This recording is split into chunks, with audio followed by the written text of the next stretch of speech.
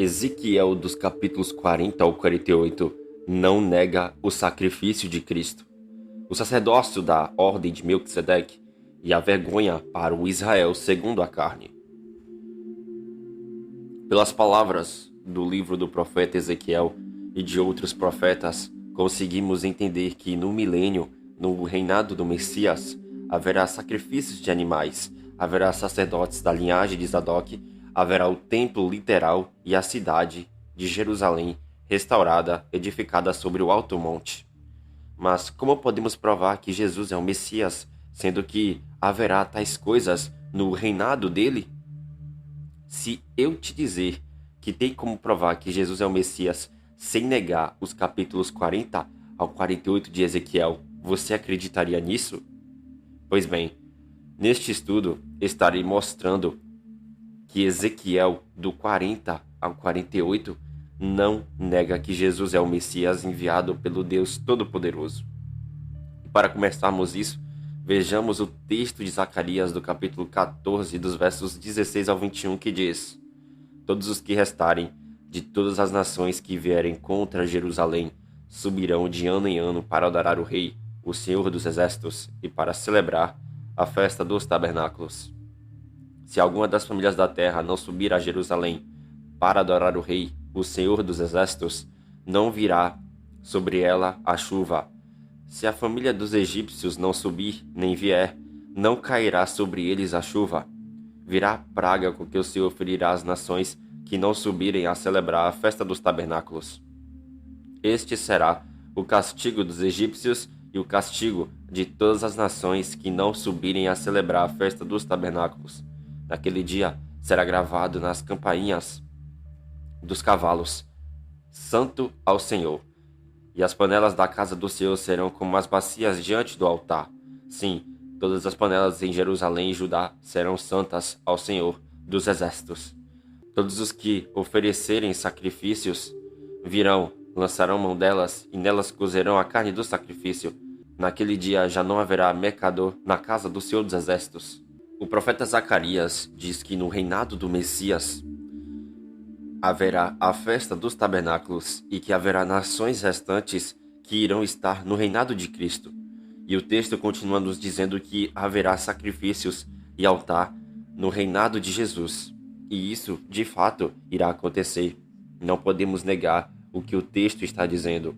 Mas você já parou para pensar sobre o porquê do profeta dizer da festa dos tabernáculos no reinado do Messias sobre toda a terra? Sabemos que haverá as festas fixas no reinado do Messias, mas por que Zacarias deu mais importância à festa dos tabernáculos? Poucos param para pensar a respeito disto, porém, tem um motivo pelo qual o profeta fala isso. Em Jeremias, de capítulo 3, dos versos 16 ao 18, diz o seguinte: Sucederá que, quando vos multiplicardes e vos tornardes fecundos na terra, então, diz o Senhor, nunca mais se exclamará a arca da aliança do Senhor. Ela não lhes virá à mente, não se lembrarão dela, nem dela sentirão falta. E não se fará outra. Naquele tempo, chamarão Jerusalém de trono do Senhor. Nela se reunirão todas as nações em nome do Senhor, e já não andarão segundo a dureza do seu coração maligno. Naqueles dias andará a casa de Judá com a casa de Israel, virão da terra do norte, para a terra que dei em herança a vossos pais. O profeta Jeremias diz que no reinado do Messias não se exclamará Arca da Aliança. Veja que não se fará outra Arca da Aliança no reinado do Messias. Mas lhe pergunto, por que o profeta diz que não haverá Arca da Aliança no reinado de Cristo? A Arca da Aliança era um objeto muito importante na lei de Moisés. Mas por que não haverá Arca da Aliança no reinado do Messias? O próprio Deus pediu para Moisés fazer a Arca da Aliança, porém ela não existirá no governo do Messias sobre toda a terra. Será que Deus mudou? Logicamente, Deus não muda, mas qual é o porquê da Arca não estar no reinado do Messias? Todas essas perguntas têm a sua resposta, pois a Arca da Aliança não estará no reinado do Messias, porque a Arca da Aliança era uma sombra. A lei de Moisés está apontando para coisas futuras, e isso já mostra que a lei é sombra e, portanto, está apontando para as suas realidades. O tempo de Ezequiel, meus irmãos, ele não é igual aos outros tempos que teve no passado, pois no tempo de Ezequiel não tem arca da aliança, não tem um candelabro, nem o pote de maná, nem a vara de Arão, nem as tábuas da lei, nem os querubins sobre o propiciatório. Não existirá sumo sacerdote para oferecer propiciação dos pecados para interceder pelo povo. E por que será que não haverá sumo sacerdote e arca da aliança? Abaixo, neste estudo, vocês verão o porquê de não haver sumo sacerdote na era do reinado do Messias sobre toda a terra. Em Levítico, de capítulo 23, dos versos 26 ao 31, diz o seguinte: Disse mais o Senhor a Moisés: Mas aos 10 deste mês será o dia da expiação. Tereis santa convocação e afligireis a vossa alma. Trareis oferta queimada ao Senhor. Nesse mesmo dia, nenhuma obra fareis, porque é dia da expiação. Para fazer expiação, purificação por vós perante o Senhor, vosso Deus. Porque toda alma que nesse dia se não afligir, será eliminada do seu povo. Que nesse dia fizer alguma obra, a esse eu destruirei do meio do seu povo. Nenhuma obra fareis, é estatuto perpétuo pelas vossas gerações, em todas as vossas moradas. Na sombra da lei, a festa da expiação começava no dia 10 do 7º mês, e nesse dia o povo tinha que afligir as suas almas. Mas, se alguém não afligisse a sua alma no dia da expiação, essa pessoa seria eliminada do meio do povo de Israel. E, no dia da expiação, o povo de Israel não deveria fazer algum trabalho. O livro da lei, especificamente no capítulo 16 de Levítico, nos fala, aborda o assunto a respeito do dia da expiação. Dentro do santuário havia o lugar santo e o santo dos santos. No lugar santo tinha o candeeiro, a mesa e a exposição de pães. Mas depois do lugar santo, dentro do santuário, existia o santo dos santos. E no santo dos santos tinha a arca da aliança, mas somente o sumo sacerdote entrava no santo dos santos, e isso uma vez por ano, com o sangue do novilho e do bode. O sangue do novilho servia para fazer expiação por ele e para a casa dele. Todavia, o sangue do bode servia para fazer purificação pelo povo.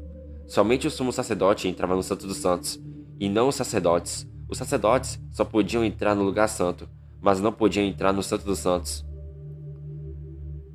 E quando o sumo sacerdote entrava no santo dos santos, nenhum dos sacerdotes poderiam entrar no lugar santo. Porém, somente depois que o sumo sacerdote saísse do santuário é que os sacerdotes poderiam entrar no lugar santo. O sumo sacerdote sozinho só poderia entrar uma vez por ano e sair uma só vez do santo dos santos.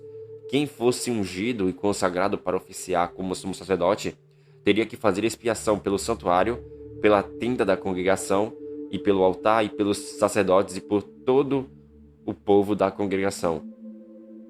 A lei de Moisés, ela está apontando para coisas futuras, pois o próprio Senhor havia dito a Moisés: Moisés, vê, pois, que tudo faças segundo o modelo que te foi mostrado no monte. Moisés foi divinamente instruído a construir o tabernáculo de acordo com o que ele viu no monte. Por isso, a lei de Moisés, ela é sombra e não a realidade das coisas. Em Salmos, de capítulo 110, do versículo 4, nos diz o seguinte: O Senhor jurou e não se arrependerá. Tu és sacerdote para sempre, segundo a ordem de Melquisedeque. O dia da expiação revela a entrada de um homem uma só vez com sangue no santuário, intercedendo pelo povo. E esse mesmo homem, após ele entrar no santuário e após de fazer expiação, ele sai do Santo dos Santos com os pecados do povo de Israel purificados. E isso está apontando para as suas realidades. Porque a realidade disso, meus irmãos, é Cristo.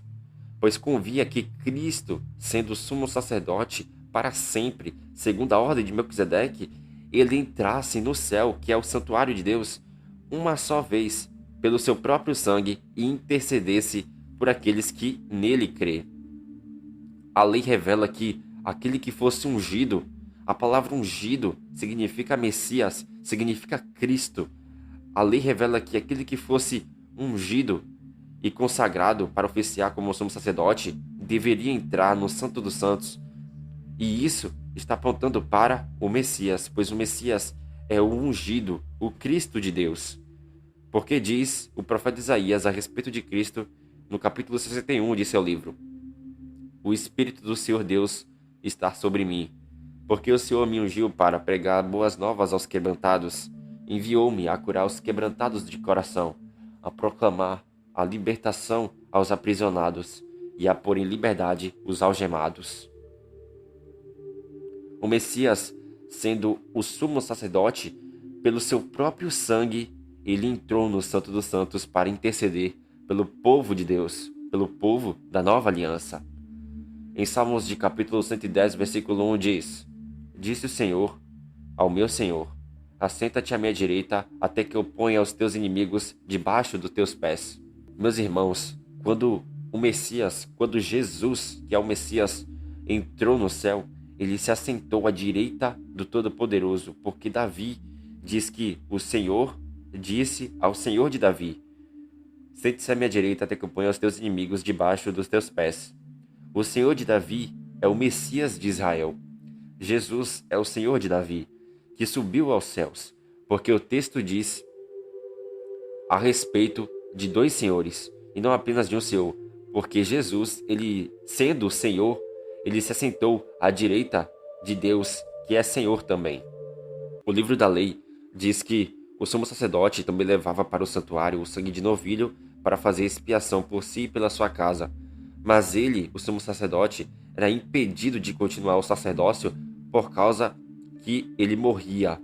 Mas Jesus, no entanto, porque continua para sempre, tem o seu sacerdócio imutável e por isso também pode salvar totalmente os que por ele se achegam a Deus, vivendo sempre para interceder por eles. Convia um sumo sacerdote como Jesus, santo, inculpável, sem mácula, incontaminado, separado dos pecadores e feito mais alto do que os céus, que não tem necessidade, como somos sacerdotes, de oferecer cada dia sacrifícios, primeiro pelos seus próprios pecados, depois pelos do povo, porque Jesus fez isto uma só vez por todas, quando a si mesmo se ofereceu. Em Gênesis de capítulo 3, dos versos 22 ao 24, nos diz o seguinte: então disse o Senhor Deus: eis que o homem se tornou como um de nós, conhecedor do bem e do mal, assim que não estenda a mão e tome também da árvore da vida, e coma, e viva eternamente. O Senhor Deus, por isso, o lançou fora do jardim do Éden, a fim de lavrar a terra de que fora tomado, e expulsou o homem, colocou querubins ao oriente do jardim do Éden, e o refulgir de uma espada que se revolvia para guardar o caminho da árvore da vida. Meus irmãos, olha que interessante. Em Gênesis capítulo 3 é mostrado que o homem, ele é destituído da glória de Deus. O livro da lei nos diz que o Senhor havia dito que o homem havia se tornado conhecedor do bem e do mal. O Senhor tirou o homem do jardim do Éden para não comer do fruto da árvore da vida. E veja que o Senhor disse: o Senhor havia dito o seguinte: eis que o homem se tornou como um de nós. Veja que o Senhor Deus está falando com alguém. Esse nós está revelando que havia mais alguém com Deus. Quando Deus fala, eis que o homem se tornou um como um de nós, isso significa que o Senhor não estava sozinho. E por isso nos é mostrado nessa parte que há dois senhores, o Pai e o Filho. Veja que o homem, por causa do pecado, foi expulso do jardim do Éden, e por isso o Senhor colocou querubins ao oriente do jardim do Éden, e o refugio de uma espada que se revolvia para guardar o caminho da árvore da vida. E isso nos mostra que o homem foi separado da glória de Deus por causa do pecado. Adão e Eva pecaram, e por isso os mesmos foram destituídos da glória de Deus. Eles perderam a vida eterna, pois eram imortais, mas eles perderam o acesso de poder pegar o fruto da árvore da vida, que é uma representação do Senhor Jesus. E por causa disso, Deus colocou querubins para guardar o caminho da árvore da vida, o caminho e a árvore da vida é Cristo. Muito tempo depois, a lei diz que o sumo sacerdote poderia passar do segundo véu e entrar no Santo dos Santos, no qual tinha a Arca da Aliança, que é a figura do trono de Deus, pois em Isaías diz: Ó Senhor dos exércitos, Deus de Israel que estás entronizado, assentado acima dos querubins.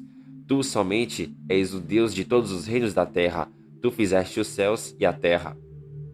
O interessante é que aparece de novo a figura de querubins no véu que faz separação entre o lugar santo e o santo dos santos.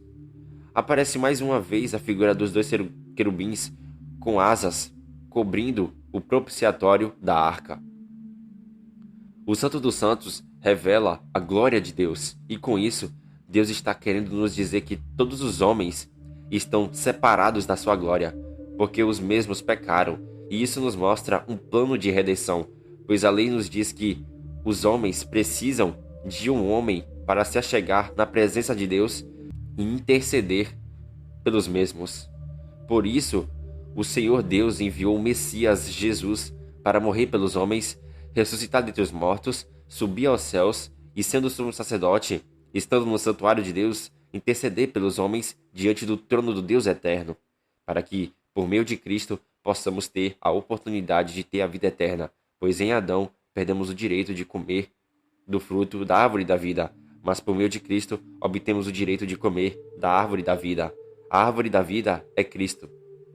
Então, a lei está nos mostrando que existe o plano de redenção. O plano de redenção para a humanidade está nos mostrando isso. Pois, para chegarmos a Deus, temos que crer naquele que é a verdade, pois através da verdade chegamos no caminho, e mediante o caminho chegaremos à vida. Por isso, Cristo é o caminho, a verdade e a vida. Você e eu precisamos de Jesus para chegarmos a Deus, porque ninguém vem a Deus senão pelo Messias. O santuário terrestre, meus irmãos, ele está apontando para o céu, pois o santuário do livro da lei de Moisés está apontando para a sua realidade, que é o céu. Dentro do céu, meus irmãos, existe o templo do Senhor, como é revelado no livro do Apocalipse, e isso é bem interessante. O dia da expiação revela também a saída, uma só vez, do sumo sacerdote do santuário, com os pecados do povo de Israel expiados, para levar o povo para a sétima festa, que é a festa dos tabernáculos. E isso nos revela que, na realidade do dia da expiação, o sumo sacerdote Jesus irá, uma só vez, sair do santuário celestial com os pecados do povo de Deus, o povo da nova aliança, purificados, para que assim eles venham a entrar na realidade da festa dos tabernáculos, que é o reinado do Messias sobre a terra. E esse é o motivo pelo qual não haverá a arca da aliança no reinado do Messias, pois a realidade do dia da expiação estará completo. E por causa disso, o profeta Zacarias diz que no reinado do Messias, as nações que restarem terão que celebrar a festa dos tabernáculos, pois antes dos tabernáculos tem a festa da expiação. E a realidade da festa da expiação, ela traz consigo a purificação de pecados do povo da nova aliança, que são sacerdotes da ordem de Melquisedeque. Mas depois da expiação, vem a festa dos tabernáculos. Em Ezequiel, do capítulo 43, dos versos 10 ao 12, nos diz o seguinte: Tu, pois, ó filho do homem, mostra a casa de Israel, a casa do Israel segundo a carne, este templo, para que ela se envergonhe das suas iniquidades, e meça o modelo, envergonhando-se eles de tudo quanto praticaram.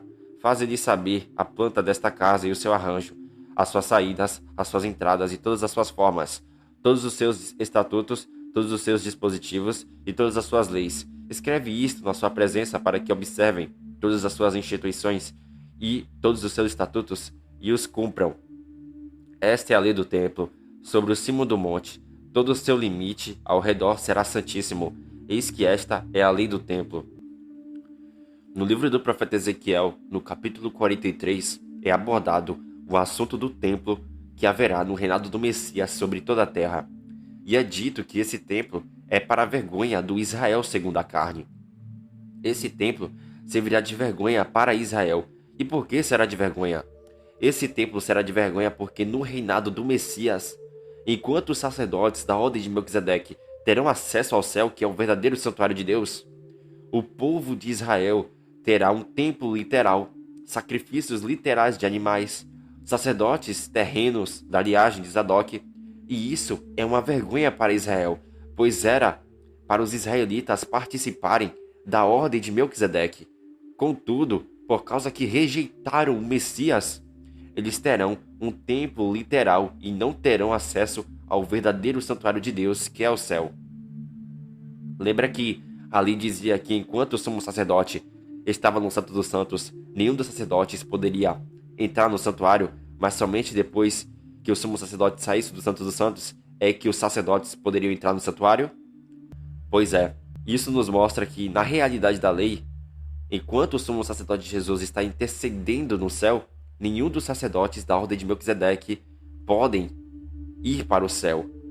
Porém, depois que o sumo sacerdote Jesus sair do céu, com os pecados desses sacerdotes purificados, aí sim os sacerdotes da ordem de Melquisedeque poderão entrar no céu para estar diante do trono de Deus, pois esses sacerdotes terão os pecados purificados. Os israelitas que restarem, que terão o Espírito do Senhor para olharem e lamentarem por aquele que foi traspassado, vendo ele voltando, como diz Zacarias de capítulo 12, dos versos 10 ao 14, eles conseguirão entrar no reinado do Messias sobre a terra, mas não terão acesso ao céu como os sacerdotes da ordem de Melquisedeque terão, pois eles não são sacerdotes da ordem de Melquisedeque, e por causa disso virá o templo de Ezequiel, que será para a vergonha do Israel segundo a carne, porque rejeitaram o Messias verdadeiro de Israel.